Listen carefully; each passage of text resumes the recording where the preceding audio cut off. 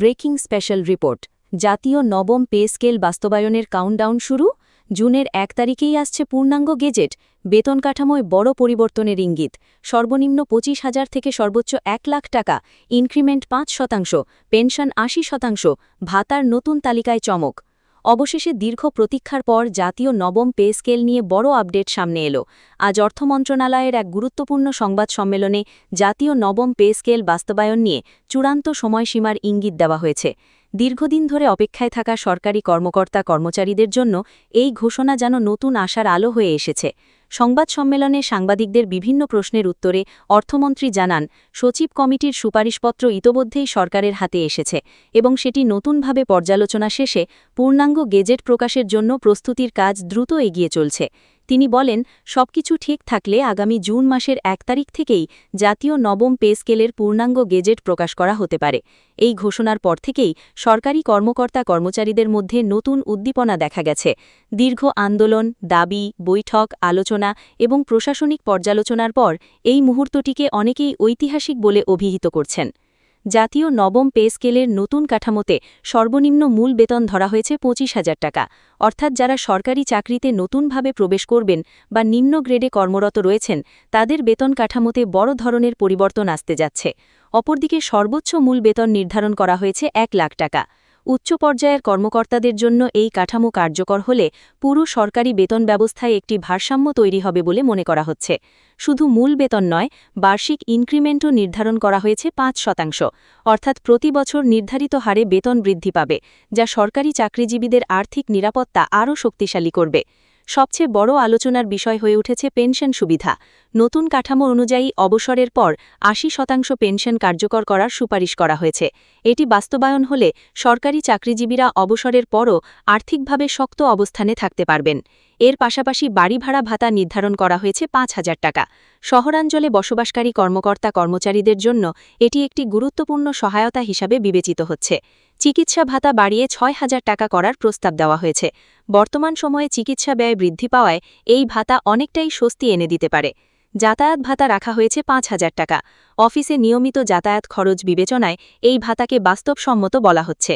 এছাড়া খাদ্য ভাতা নির্ধারণ করা হয়েছে ৪,০০০ টাকা। উৎসব ভাতা বছরে ২ বার মূল বেতনের সমপরিমাণ দেওয়ার প্রস্তাব রাখা হয়েছে।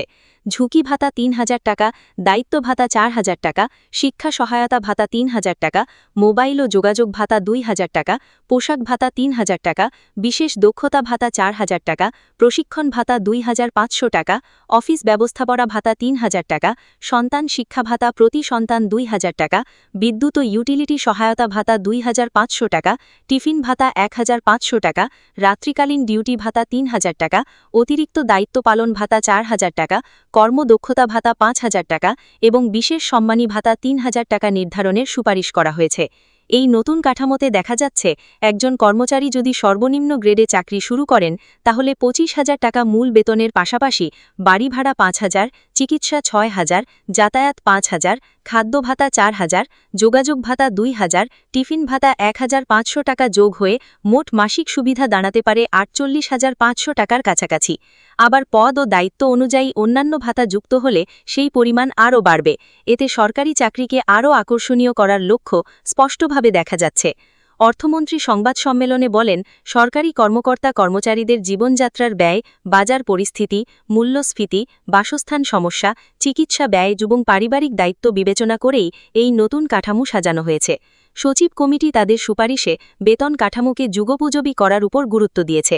তিনি আরও বলেন, সরকার চায় সরকারি কর্মচারীরা আর্থিকভাবে স্বস্তিতে থেকে সেবা প্রদান করুক, কারণ একটি শক্তিশালী প্রশাসনিক কাঠামোর জন্য কর্মচারীদের আর্থিক নিরাপত্তা অত্যন্ত গুরুত্বপূর্ণ। দীর্ঘদিন ধরে সরকারি কর্মকর্তা কর্মচারীরা নতুন পে স্কেলের দাবি জানিয়ে আসছিলেন। বিভিন্ন সংগঠন ধারাবাহিকভাবে সভা সমাবেশ করেছে, স্মারকলিপি দিয়েছে এবং দ্রুত বাস্তবায়নের আহ্বান জানিয়েছে। তাদের প্রধান দাবি ছিল বর্তমান জীবনযাত্রার ব্যয়ের সঙ্গে সামঞ্জস্য রেখে নতুন বেতন কাঠামো তৈরি করা। অবশেষে সেই দাবির বাস্তব প্রতিফলন দেখা যাচ্ছে এই প্রস্তাবনায়। বিশেষ করে সর্বনিম্ন বেতন ২৫,০০০ টাকা নির্ধারণের বিষয়টি নিচের স্তরের কর্মচারীদের জন্য বড় স্বস্তির খবর। নতুন কাঠামোতে পদভিত্তিক বেতন নির্ধারণেও পরিবর্তনের আভাস দেখা যাচ্ছে। নিম্ন গ্রেড থেকে উচ্চ গ্রেড পর্যন্ত ধাপে ধাপে বেতন বৃদ্ধি করা হবে। প্রতিটি গ্রেডে নির্ধারিত মূল বেতন, ইনক্রিমেন্ট এবং ভাতা যুক্ত হয়ে একটি পূর্ণাঙ্গ প্যাকেজ তৈরি হবে। এতে একজন কর্মচারী তার ভবিষ্যৎ আর্থিক পরিকল্পনা আরও ভালোভাবে করতে পারবেন। পেনশন ব্যবস্থায় ৮০% সুবিধা কার্যকর হলে অবসরপ্রাপ্ত কর্মকর্তা-কর্মচারীদের জীবনযাত্রা অনেক সহজ হবে। বর্তমানে অনেক অবসরপ্রাপ্ত কর্মচারী পেনশনের পর আর্থিক সংকটে পড়েন।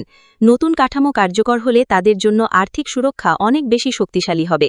একই সঙ্গে গ্র্যাচুইটি সুবিধা বাড়ানোর বিষয়েও আলোচনা চলছে বলে জানা গেছে। সরকারি মহলে এখন সবচেয়ে বেশি আলোচনা হচ্ছে জুন মাসের ১ তারিখ নিয়ে, কারণ অর্থমন্ত্রীর বক্তব্য অনুযায়ী এই তারিখ থেকেই পূর্ণাঙ্গ গেজেট প্রকাশের সম্ভাবনা রয়েছে।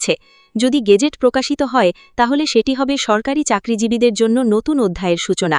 বেতন বৃদ্ধি, ভাতা বৃদ্ধি, পেনশন সুবিধা, ইনক্রিমেন্ট সবকিছু মিলিয়ে এটি হতে যাচ্ছে বড় ধরনের আর্থিক পরিবর্তন। বিশেষজ্ঞদের মতে নতুন পে স্কেল বাস্তবায়িত হলে সরকারি চাকরিতে দক্ষ জনবল ধরে রাখা সহজ হবে, কারণ প্রতিযোগিতামূলক চাকরির বাজারে আকর্ষণীয় বেতন কাঠামো না থাকলে দক্ষ কর্মীরা অন্য খাতে চলে যেতে পারেন। এই বাস্তবতা বিবেচনা করেই সরকার নতুন বেতন কাঠামোকে আরও আধুনিক ও বাস্তবসম্মত করার উদ্যোগ নিয়েছে। অন্যদিকে সাধারণ কর্মচারীদের মধ্যে এখন হিসাব নিকাশ শুরু হয়ে গেছে। কে কত বেতন পাবেন, কত ভাতা যোগ হবে, বার্ষিক ইনক্রিমেন্ট কত বাড়বে, এসব নিয়ে অফিস পাড়ায় চলছে ব্যাপক আলোচনা। বিশেষ করে বাড়ি ভাড়া, চিকিৎসা ও যাতায়াত ভাতা বৃদ্ধির বিষয়টি অনেকেই ইতিবাচক হিসাবে দেখছেন। এছাড়া উৎসব ভাতার বিষয়টি গুরুত্বপূর্ণ। বছরে ২ বার মূল বেতনের সমপরিমাণ উৎসব ভাতা দেওয়া হলে কর্মচারীদের আর্থিক চাপ অনেকটাই কমে যাবে। সন্তান শিক্ষা ভাতা পারিবারিক সহায়তা হিসাবে কাজ করবে, আর কর্মদক্ষতা ভাতা কর্মীদের আরও ভালো কাজের অনুপ্রেরণা দেবে। সরকারি কর্মচারীদের অনেকেই বলছেন এই কাঠামো বাস্তবায়িত হলে শুধু তাদের ব্যক্তিগত জীবন নয়, দেশের সামগ্রিক প্রশাসনিক কার্যক্রমেও ইতিবাচক প্রভাব পড়বে, কারণ আর্থিক নিরাপত্তা থাকলে কাজের প্রতি মনোযোগ ও দায়িত্ববোধও বৃদ্ধি পায়। সংবাদ সম্মেলনে আরও জানানো হয়েছে, সচিব কমিটির সুপারিশপত্রে প্রতিটি খাত আলাদাভাবে বিশ্লেষণ করা হয়েছে। কোন গ্রেডে কত বেতন, কোন পদে কত ভাতা, কোন ক্ষেত্রে বিশেষ সুবিধা সবকিছু বিস্তারিতভাবে অন্তর্ভুক্ত করা হয়েছে। এখন চূড়ান্ত অনুমোদনের পর সেটি গেজেট আকারে প্রকাশ করা হবে। সব মিলিয়ে জাতীয় নবম পে স্কেল এখন সরকারি চাকরিজীবীদের জীবনের সবচেয়ে আলোচিত বিষয়। জুনের ১ তারিখকে ঘিরে তৈরি হয়েছে নতুন প্রত্যাশা। বহু প্রতীক্ষিত এই কাঠামো বাস্তবায়িত হলে সরকারি কর্মকর্তা-কর্মচারীদের আর্থিক অবস্থার বড় পরিবর্তন আসবে বলেই মনে করছেন সংশ্লিষ্টরা। এখন সবার চোখ সরকারের চূড়ান্ত সিদ্ধান্তের দিকে। জুন মাসের প্রথম দিনটি কি সত্যিই নতুন পে স্কেলের গেজেট প্রকাশের দিন হবে? সরকারি চাকরিজীবীদের বহু বছরের অপেক্ষার অবসান কি অবশেষে ঘটতে যাচ্ছে? সর্বনিম্ন ২৫,০০০ টাকা, সর্বোচ্চ ১ লাখ টাকা, ৫% ইনক্রিমেন্ট, ৮০% পেনশন এবং একের পর এক নতুন ভাতার সুবিধা সব মিলিয়ে জাতীয় নবম পে স্কেল ঘিরে উত্তেজনা এখন তুঙ্গে। অপেক্ষা এখন শুধু আনুষ্ঠানিক ঘোষণার, আর সেই ঘোষণাই বদলে দিতে পারে লাখো সরকারি কর্মকর্তা-কর্মচারীর আর্থিক ভবিষ্যৎ।